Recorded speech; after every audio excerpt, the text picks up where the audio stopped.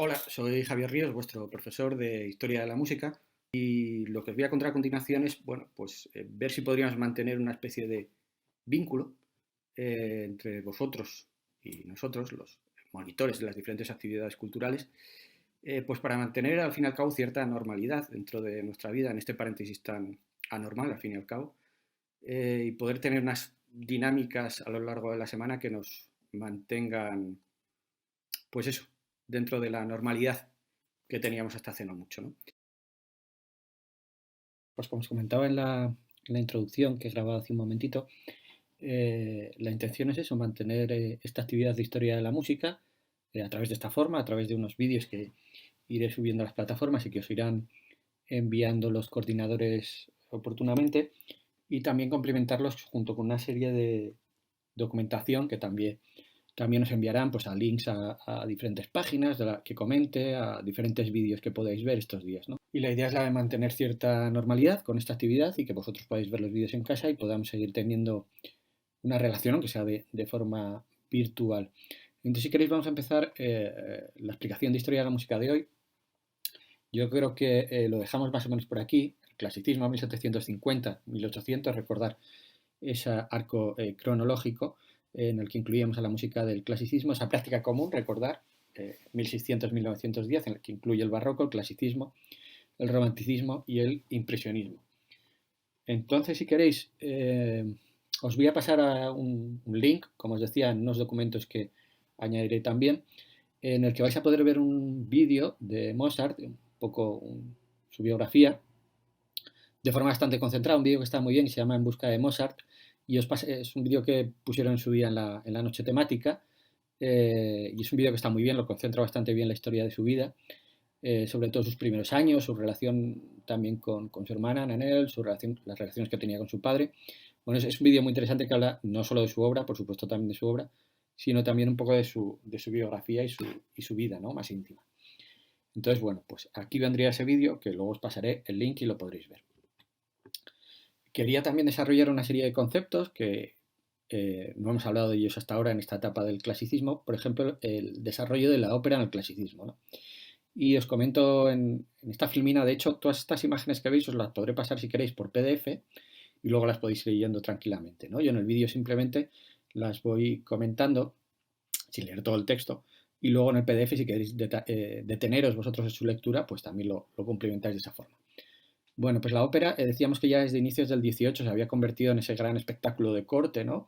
En esa gran ópera compleja, pero sin embargo existen otros tipos de óperas, que sería, por ejemplo, la conocida como ópera bufa. Es un tipo de ópera satírico-burlesca, con textos mucho más breves, con argumentos mucho más simples, con una expresión hacia el público mucho más cercana, muchas veces con un tipo de texto que incluye el lenguaje coloquial, reduciendo el número de personajes, reduciendo también al máximo los elementos musicales y utilizando también pequeños coros y dando muchísima importancia a la melodía. Melodías que sean muy fácilmente construibles.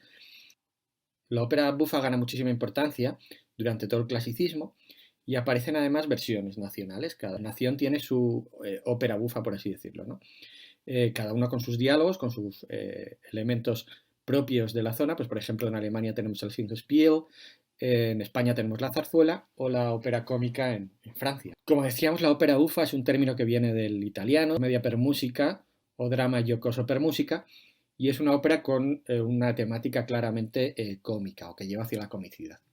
El origen y desarrollo de este tipo de ópera bufa es en Nápoles, en el siglo XVIII. Recordar la importancia que cobra el Teatro de la Ópera, San Carlo, en Nápoles, ¿no? Que va a irradiar al resto de Italia y, por supuesto, también a otros sitios como Francia o como en España. Una de las funciones que desempeña este tipo de ópera, insisto, es la de aplicar técnicas y estéticas propias de la música o de la ópera seria, pero haciéndolas mucho más simples para el público habitual de la ópera bufa.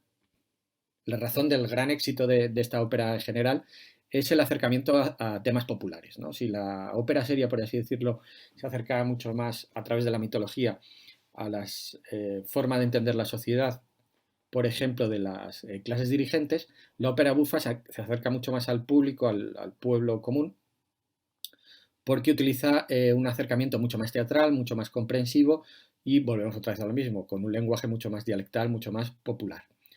Hablábamos de subgéneros, por ejemplo, también, o de formas de subgéneros en España, por ejemplo, la tonadilla, la zarzuela, insisto también en el Singspiel alemán o la ópera cómica en Francia. Podríamos añadir además más características de la ópera bufa, por ejemplo, aparecen recitativos, las partes habladas son mucho más largas, mucho más extensas, insisto en que la forma musical sería mucho más sencilla, mucho más digerible, por así decirlo, ¿no? Los ejemplos de la ópera bufa son muy variados, tenemos desde el Barbero de Sevilla de Rossini hasta las Bodas de Fígaro de Mozart. El género va cayendo en desuso a lo largo del siglo XIX y para muchos historiadores de la música clásica, la última obra que podemos encontrar todavía dentro de esta ópera bufa sería el Falstaff de Verdi en 1893. Otros grandes representantes de la ópera bufa fueron Pergolesi, Loroschino, Galuppi o Scarlatti también. El epítome, sin duda alguna, de este tipo de piezas de ópera bufa es Las Bodas de Fígaro. El título original en italiano es La Noche de Fígaro. Es una ópera bufa en 4 actos, compuesta con música de Wolfgang Amadeus Mozart, libreto del italiano Lorenzo da Ponte y basada en un texto de Beaumarchais. Compuesta entre 1785 y 1786 y estrenada en Viena el día 1 de mayo de 1786 bajo la dirección del mismo Mozart. Se volvió a estrenar el día 3 de mayo y tuvo tanto éxito que se propusieron varios estrenos en diferentes ciudades y la verdad es que aunque tampoco tuvo un gran éxito de crítica, sí que la acompañó el público en todas las representaciones. Las Bodas de Fígaro, como curiosidad, siempre forma parte del repertorio operístico estándar y aparecen en el número 5 de la lista de ópera base, una lista que hemos hablado más de una vez en este taller, y es una de las más representadas en el periodo 2005 y 2010. Como curiosidad, y muchos de vosotros ya lo sabréis, la trama se desarrolla en Sevilla. En la siguiente imagen que tengo propuesta os añadiré un link en el que podréis ver un fragmento de estas Bodas de Fígaro. Como cierre a este vídeo, la intención es hacer vídeos cortitos que podéis descargar sin problemas en vuestros tablets, ordenadores o móviles y que no sean muy pesados. Para hacer más completo este vídeo os enviaré una serie de enlaces a diferentes páginas, el PDF de este tema de hoy o incluso algún vídeo, ¿no? Algún link, algún vídeo que podréis entrar en YouTube. Y como cierre quería hablar simplemente cuatro pinceladas de este gran intérprete que es Glenn Gould, del que hemos hablado y hemos insistido, hemos visto varias imágenes en algunas de las clases sobre él porque es uno de los grandes pianistas, sobre todo que se acerca de una forma más concisa, según los expertos, a la obra de Johann Sebastian Bach. Y yo creo que, si recordáis, hemos escuchado algunas de sus interpretaciones sobre las variaciones Goldberg, en el que muchas veces, si prestamos atención o nos ponemos los cascos al escuchar estas piezas, podemos oír de fondo a Glenn Gould tarareando la melodía que va tocando el piano, porque recordad que muchas veces en algunas de estas grabaciones para Deutsche Grammophon y otras compañías, él no utilizaba partituras, iba tarareando por encima lo que iba tocando para desesperación de los pobres técnicos de sonido que se volvían locos con él. También es otro de los grandes intérpretes, aparte de las obras para teclado de Bach, de las obras de vuestro bien querido y amado Arnold Schoenberg. Como curiosidad, y como no podía ser menos, viene de una familia de músicos aficionados, pero que le apoyan desde el principio y con tan solo 14 años termina desarrollando todo su itinerario curricular y obteniendo la titulación con las notas más altas que podía haber obtenido. Curiosamente, es un intérprete que estuvo solo hasta los 32 años actuando de cara al público. El resto de su vida, por decirlo así, se mantuvo al otro lado del telón y se limitó a hacer grabaciones, las grandes grabaciones que conservamos hoy, por ejemplo, para la Deutsche Grammophon, insisto, por ejemplo, en una de sus grandes interpretaciones en estas variaciones Goldberg, se limitó, ya digo, a grabar en estudio. Era una persona a la que le generaba mucha tensión estas apariciones en público y decidió mantenerse al otro lado. Hoy algunos psiquiatras y psicólogos hablarían de él como una personalidad con un trastorno obsesivo-compulsivo, desde luego un hombre muy muy peculiar. En las actuaciones que podéis ver en alguno de los vídeos se le ve tocando en esa silla que le hemos visto más veces, es una silla que le acompañó desde su más tierna infancia, que es una silla de salón, sin más, a la que le ha cerrado las patas para poder estar a la altura del piano, pero le veis siempre encorvado, ¿no? Y con una postura bastante poco ortodoxa. También como curiosidad, era un hombre que cuando aparecía en estas actuaciones aparecía con el frac arrugado, con abrigo, con mitones, bueno, una personalidad muy peculiar que deja muy bien retratada en un artículo del País, Elsa Fernández Santos, artículo al cual os voy a pasar también el link para que podáis indagar un poco más en la vida de este gran intérprete canadiense, este gran pianista canadiense Glenn Gould. Bueno, pues a continuación de este vídeo os añadiré una serie de direcciones web, aparte también os las implementaré a través de un documento de Word que os pasarán desde el equipo de coordinación. Y antes de despedirme, físicamente, pues también quería invitaros a si queréis enviarme, alguno tenéis mi WhatsApp o lo podéis enviar quizá al coordinador, alguna de las fotos indicándome el nombre y el grupo para que luego no me líe y la actividad que llevamos, alguna de vuestras fotos en estos días de confinamiento. Si queréis en el próximo vídeo, pues las puedo ir añadiendo y así nos saludamos, aunque sea virtualmente, ¿no? Espero que estéis todos muy bien y que estos días, bueno, sean lo menos duros posibles. Y si este vídeo consigo transmitiros lo que sé de música y distraeros un rato, pues yo creo que me doy más que conforme. Os voy a mostrar un par de libros y un cómic.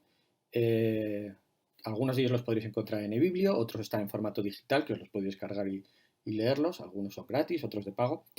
Bueno, pues os los enseño. Uno de ellos es este vídeo de Yuri Borisov, que se llama Por el camino de Richter, otro de los grandes intérpretes al piano, ¿no? Uno de los grandísimos intérpretes al piano, sobre todo también de las piezas de Bach, Por el camino de Richter. Este otro también, que yo creo que ya os lo comenté algún día, que es una delicia de libro, que se llama Mademoiselle, que son las conversaciones con Nadia Boulanger. El otro día que lo vimos en clase, recordad que hablamos un poco de Nadia Boulanger, pues también merece muchísimo la pena, ¿no? Esta mujer que se dedicó a la enseñanza durante su larguísima vida. Y el cómic que os quería también comentar y os quería traer aquí, que quizá podréis descargar por internet o que podéis comprarlo de forma física a través de internet, porque espero que en no mucho tardar podamos volver a las bibliotecas públicas y los podéis sacar de las bibliotecas públicas, pero en estos días ya sabéis que a través de internet tenemos un montón de información. Bueno, pues es este libro aquí, este cómic, es una obra gráfica, se llama Glenn Gould, Una vida contratiempo, de Sandrine Revel, que es una delicia y bueno, nos habla un poco de la biografía de este personaje tan peculiar que os he presentado de forma muy escueta, pero que si queréis otro día nos podemos alargar más en el tiempo hablando de él. Y por supuesto también, como tengo un montón de trastillos por aquí cerrados en casa, otro día también si queréis os torturo con acordes menores, mayores, a la guitarra, al piano, y así vamos haciendo ejercicios de práctica musical. Así que sin más, espero seguir con esta actividad y que os parezca oportuna. Iré mejorando todas las cosas, admito todo tipo de críticas, iré puliendo este sistema. Un saludo y cuidaros mucho.